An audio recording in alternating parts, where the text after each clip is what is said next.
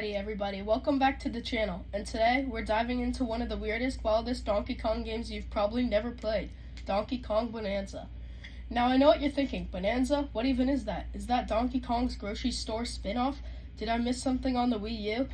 Well, no, but kind of, because this game is packed with good, food, chaos, and some of the strangest level ideas I've ever seen in a platformer. The gimmick of Bananza is the layers, basically a bunch of themed levels stacked on top of each other like a big old Donkey Kong lasagna. Each layer has its own vibe. You've got icy volcanoes, racing rhinos, fruit buffets, and even levels that feel like it came straight out of DK's nightmares. And today, we're ranking all of them, from the absolute stinkers down in F tier to the legendary God tier stages up like S. Now, I'll be honest, some of these layers are rough. Like, you'll play them once and think, wow, never again. But others, they're pure peak platforming, the kind of stuff that makes you fall in love with Donkey Kong all over again.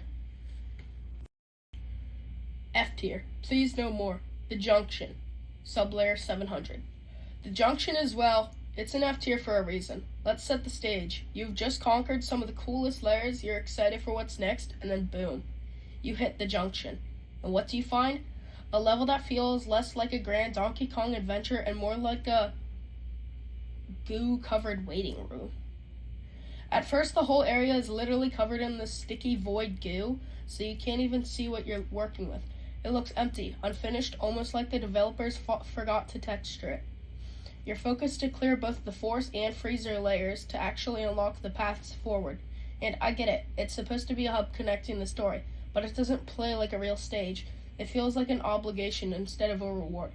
Now, are there any Bananium gems here? Yeah, about 15, but they're scattered in such a way that it doesn't feel satisfying. You're not solving cool puzzles or pulling off tight platforming. You're just running laps and poking around once the goo lifts. The gems feel like busy work rather than treasure.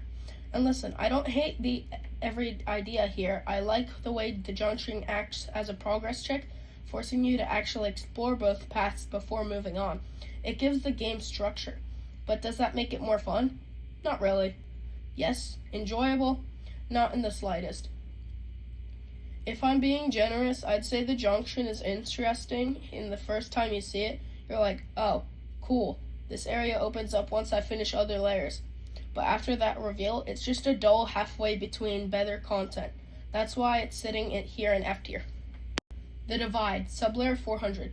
The Divide is next, and honestly, this one hurts a little because the concept is solid. You walk in and immediately see two colored goo paths, pink goo and blue goo. It's like Donkey Kong suddenly dropped into a Pokemon choice moment. Red version or blue version, pick your starter, and that's neat. It feels like the game is giving you agency, like you're deciding how to tackle the mid-game. But here's the problem. The Divide is more of a gimmick than a fully fleshed out level. Once you pick a path, it's basically a series of straightforward puzzles and a handful of gems to scoop up. I think there's like 10 Bananium gems in total in this area, which is tiny compared to the huge counts in later layers. And because it's so short, it doesn't leave much of an impression.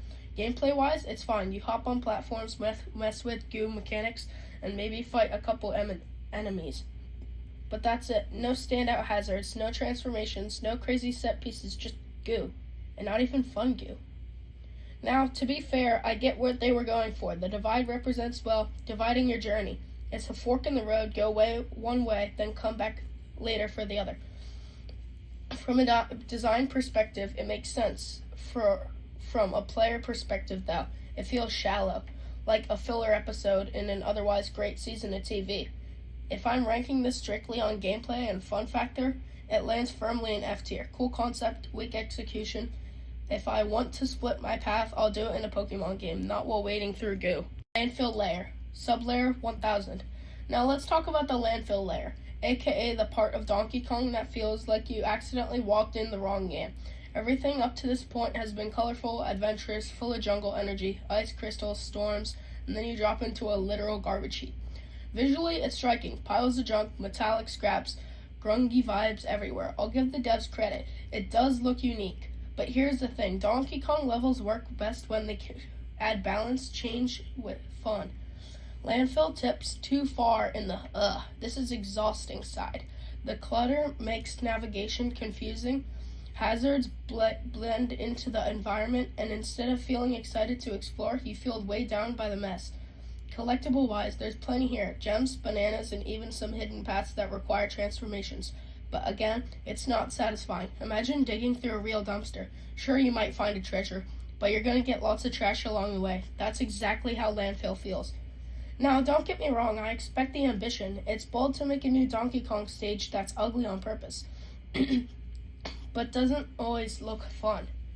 And compared to the vibrant highs of Canyon or Feast Lair, this one, the game took a long, wrong turn into a recycling plant. That's why, for me, landfill sits squarely in F tier. Creative idea, poor execution. E tier, meh, it's fine. Ingot Isle, sub-layer 10.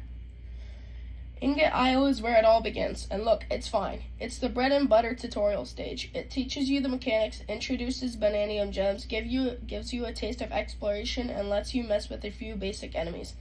As far as first impressions go, it's serviceable. The problem is, once you're past it, you basically never think about it again. There's nothing here that really stands out. The jump count is low, the puzzles are simple, and hazards are more like baby steps than real challenges. And that's okay. Every game needs a level 0, but that's okay. Compared to the wild creativity later on, Ingot Isle is like a piece of dry toast. I will say that I like the way it sets the tone visually, a kind of golden island, almost like a sunlit intro to Donkey Kong's world. And it works as a safe sandbox for learning controls. But that's about it. It's functional, not fun. So yeah, Ingot Isle earns its D tier placement. Not terrible, not exciting, just okay. Hilltop Lair, sub-layer 200. Now, Hilltop Lair is where things start to get prettier. You got crystals glowing in the caves, platforms nestled high up, and a little more vertically to play with. It's undeniably more ambitious than Ingot Isle or Lagoon Lair. But here's where it falls short, pacing. A lot of the Bananium gems here are locked behind revisits. You'll climb a gorgeous cavern, spot a gem, and realize, oh wait, you can't get to that yet. So you leave, come back later, climb the exact same path again, and then grab it. Repeat the cycle enough times, and suddenly the Hilltop Lair feels like a grind instead of an adventure. And listen, I don't mind a little backtracking, but the difference is that in those games, revisiting feels like fresh because you're using new tools and the ways. In Hilltop, it just feels like padding. That said, I do respect the vibe. The crystal aesthetics is gorgeous, but there's something satisfying about scaling cliffs. It's a solid middle layer, but not enough to break past D tier. Gorgeous to look at, annoying to play. Radiance Layer, sub-layer 1200. Radiance Layer. This one's tricky. On paper, it should be higher. The glowing crystals, the radiant beams of light, the puzzles that play with illumination. It looks spectacular. The first time you walk in, you're like, wow, this is next level design. But then you start playing it, and here's the problem. Beyond the visuals, there's not much depth. You climb, you dodge a couple hazards, you collect gems, you leave. It doesn't push mechanics forward, and it doesn't test your skills in the way that other late game layers do. It's a fireworks shown with no finale. Bright, flashy, but over before you're satisfied. Collectible count is decent, and some gems are tucked into clever hiding spots, but it still feels like the developers leaned too heavily on the aesthetic. I wanted Radiance to shine in both visuals and gameplay, but instead it feels hollow. So Radiance drops to D tier for me. Looks amazing, plays average, like a donut with no filling, all sugar, no substance. Tempest Lair, sub-layer 900. Finally, we got Tempest Lair, the stormy chaos zone. And I'll be real, this one had potential. The winds are whipping, the hazards are unpredictable, and the atmosphere screams danger. For a few minutes, it's exciting. You're hanging onto platforms, dodging lightning, fighting enemies while the weather itself is trying to kill you. But here's the catch. The same chaos that makes it exciting also makes it frustrating. Sometimes you're not fighting the enemies or solving puzzles, you're fighting the level itself. The wind pushes you off the edges unfairly, hazards blend into the stormy background. After a while, it stops feeling like a skill test and starts feeling like luck. I will give credit to the theme. It nails on the vibe of raging storm, and the intensity is memorable, but the gameplay doesn't hold up. It's stress-inducing in a way more than exhausting than fun. That's why Tempest stinks into D tier. Cold storm, messy execution. D tier, solid but not top banana. Groove Lair, sub-layer 1300. Groove Layer is one of the most unique levels in Donkey Kong Bonanza. It's funky, it's rhythmic, it's full of musical energy. You walk in and instantly hear the beat driving the entire environment. Platforms move to the rhythm, hazards sync in with the soundtrack, and even collectibles seem to bounce along to the music. That alone makes Groove stand out. It's not just another platforming gauntlet, it's a vibe. It reminds me of when Nintendo experiments with music in Mario games. Think of the auto-scrolling music block levels in Mario Maker, or those rhythmically timed in Galaxy. The first time you play, it feels like a party. You can almost imagine DK breaking into dance mid-run. But here's the problem. One gimmick wears it off. The gameplay underneath is fairly shallow. The music rhythm doesn't evolve much. After the first few set pieces, you basically seen it all. And unlike other late-game layers, Groove doesn't challenge you with tough puzzles or layered mechanics. It just looks cool, sounds cool. Collectible-wise, there are gems scattered in sync with the beat, and some hidden challenges reward you for keeping pace with moving platforms. But again, nothing mind-blowing. After a couple runs, it starts to feel repetitive. So where does that leave Groove? For me, it's C tier. Super stylish, great for a laugh, memorable the first time through, but not enough depth to crack into upper tiers. A, good time. Not great time. Resort Layer, Sublayer 800. Resort Layer is often misunderstood because people hear the name and think, oh, this must be a tropical vacation levels with beaches and umbrellas. But really, this stage leans way harder into a fruit theme. Imagine a whole environment where platforms, hazards, and even puzzles are shaped around oversized fruits. Bananas as bridges, pineapples as obstacles, watermelon slices acting like trampolines. It's like Donkey Kong fell into the world's weirdest smoothie. Now, the first time you enter Resort Layer, it's actually kind of charming. The colors are bright, the music is playful. You get to almost this whimsical sense of adventure. It's not just for looks. The fruit mechanics play into the puzzles. Some Banandium gems are tucked inside the giant pieces of fruit that you have to smash open, while others are hidden between juice fountains and the only way to clear once you solve a sequence. Where Resort falls short, though, is in depth. Once you've seen the fruit gimmick, you've pretty much seen it all. Smash fruit, collect gems, repeat. There's not a huge difficulty curve. And while it is funny and unique, it doesn't really push your skills in the way higher tier layers do. It's more of a novelty, fun to experience, but not the one you're going to grind over and over. So for me, Resort sits in comfortably C tier. I love the fruit jokes though, I love the colors, but when you strip away from the theme, the gameplay just isn't strong enough to climb higher. Call it a smoothie break for Donkey Kong Bonanza. Refreshing, but not the main course. Racing Layer, Sublayer 1100. Now this one is a fan favorite, at least in concept. Racing Layer puts you head to head against Diddy and Dixie Kong in a high-speed race. And you're not just running or minecarting, you're riding Rambi the Rhino. That right there makes its side instantly memorable. The moment the countdown starts, the energy shifts. You're charging through the layer, smashing through obstacles, trying to keep up with Diddy and Dixie as they taunt you from just going ahead. The track design leans into the momentum-heavy style, wide open stretches for sprinting, big jumps, breakable walls only Rambi can smash through. It feels like Donkey Kong Bonanza suddenly turned into a racing spin-off. The thrill is undeniable, but the problem, like I mentioned earlier, is the level's pretty short. You can blast through it in just a few minutes. While it's intense, it doesn't have the length or complexity to hang around with the big boys in A or S tier. Collectibles are a mixed bag here, too. Bananium gems are often placed in optional side paths, which means if you want to 100% this layer, you'll need to replay it multiple times, slowing down and even intentionally losing the race just to scoop up every gem. That can either be a fun challenge or tedious grind, depending on how much you love Rambi. Still, Racing Layer deserves props for creativity. It's one of the only layers that makes you feel like you're competing instead of just platforming. It's short-lived but memorable. That's why I keep it in at C tier. Super fun, great gimmick, but overall, too fast to be a top banana. Freezer Layer, Sublayer 500 through 503. Finally, in C tier, we have the Freezer Layer. And this one's a mixed bag.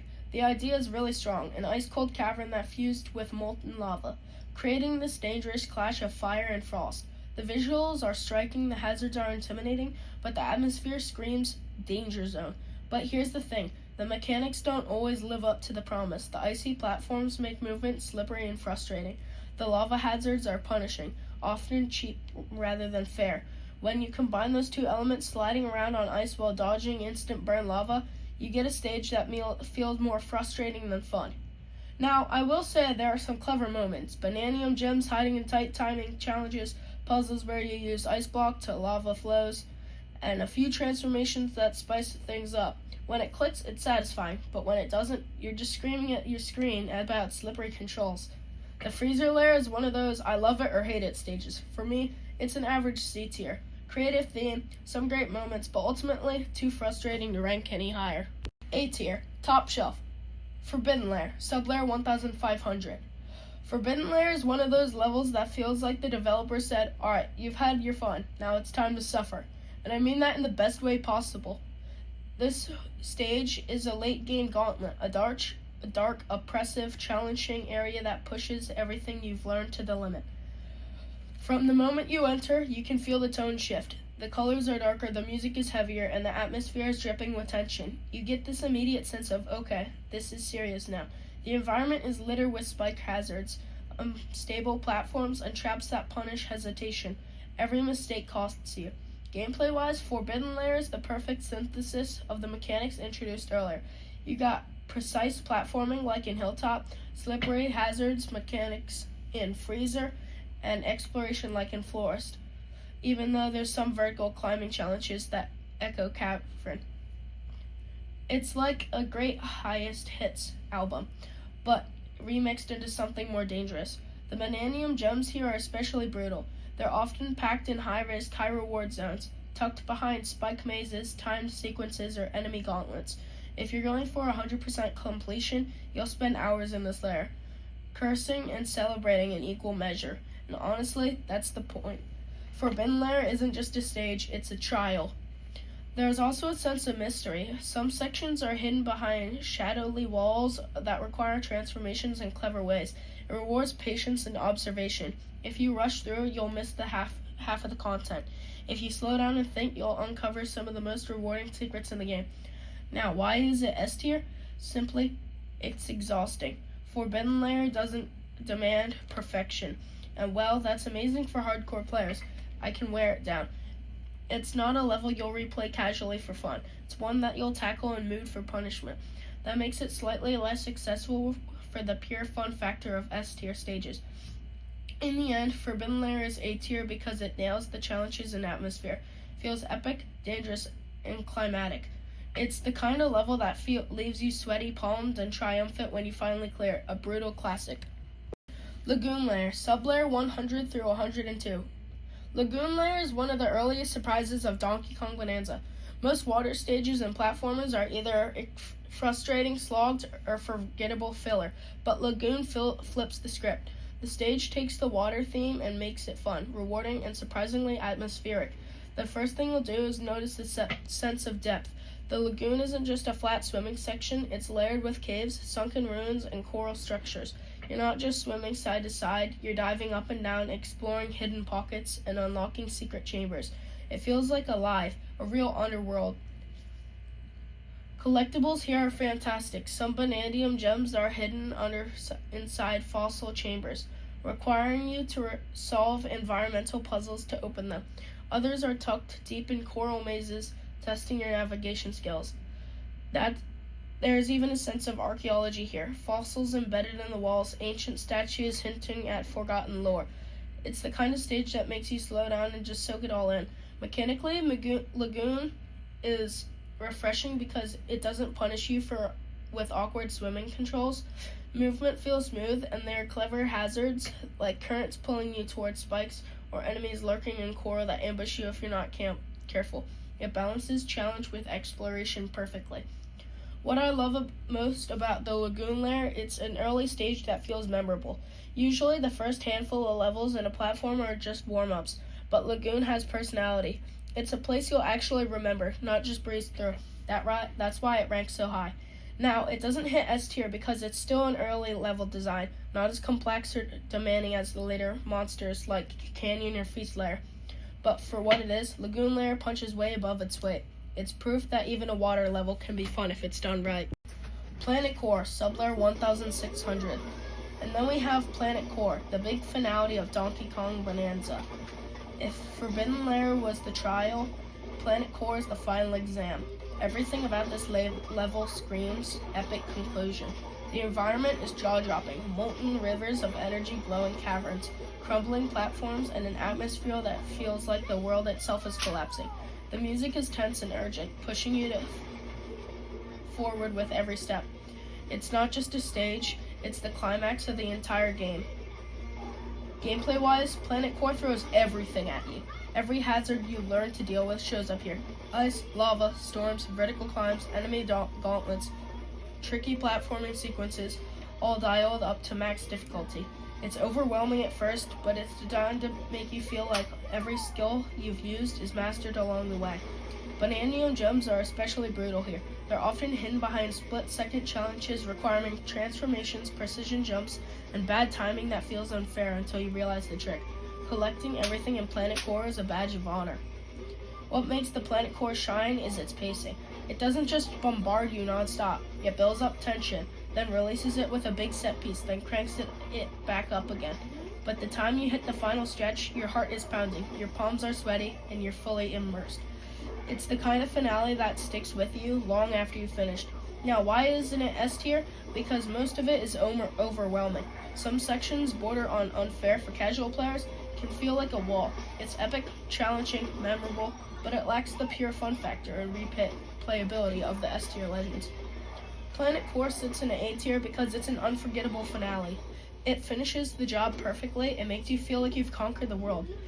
It is the ultimate test of your DK skills, and when you beat it, you feel like you're the king of the jungle. S tier, the top bananas. Canyon Lair, sublayer 700 through 704.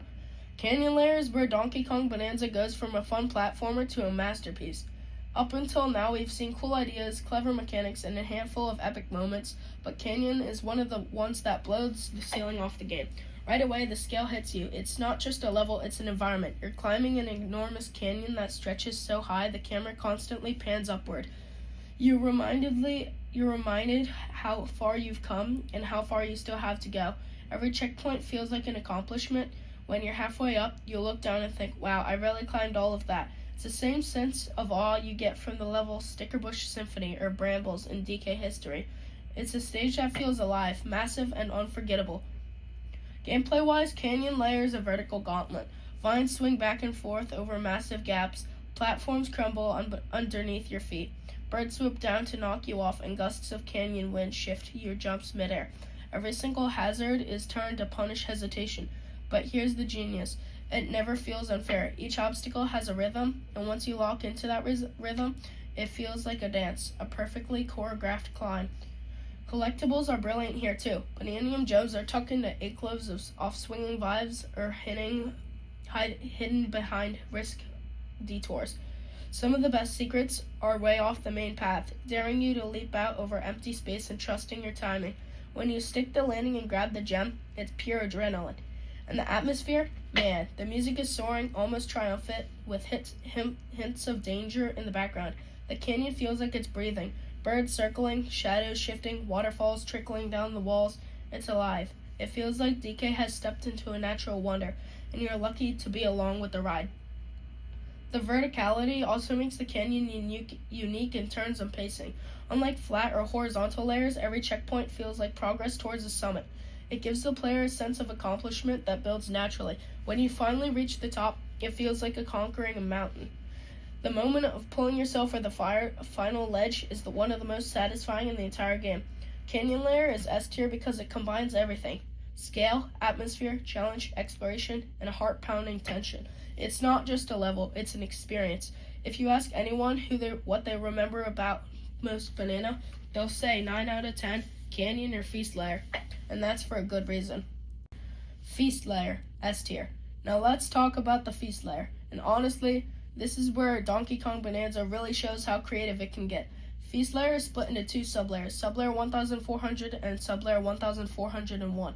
Both of them are absolutely packed with challenges, secrets, and collectibles. Right away you can tell this is a layer that's dense, busy, and begging you to poke around every corner. Personally, the best layer in the entire game. Themes and atmosphere. The whole thing is built around food and feasting, but not clean or in a cozy way. Think rivers of hot oil, walls coated in slimy green muck, and platforms made of salt and grease and cheese.